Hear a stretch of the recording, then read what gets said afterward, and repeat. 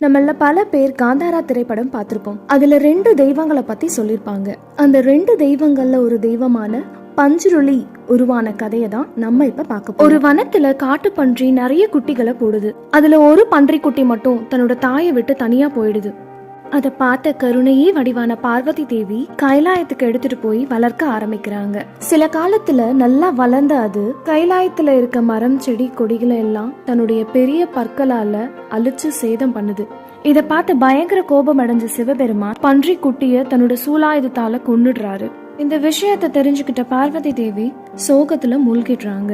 என்னதான் இருந்தாலும் பார்வதி தேவியால வளர்க்கப்பட்ட பன்றி குட்டிய நம்ம கொண்டுட்டோமே அப்படின்னு வருத்தப்பட்ட சிவன் அந்த பன்றி குட்டியோட ஆன்மாவை பஞ்சுருளி அப்படிங்கிற சிவகணமா மாத்தி இந்த பூலோகத்துக்கு அனுப்புறாரு. இந்த பஞ்சுருளி அப்படிங்கிற பூதகணத்தோட வேலையே பறந்து விரிஞ்ச இந்த பூமியில திரிஞ்சு விளையாடி இந்த பூமி தாயின்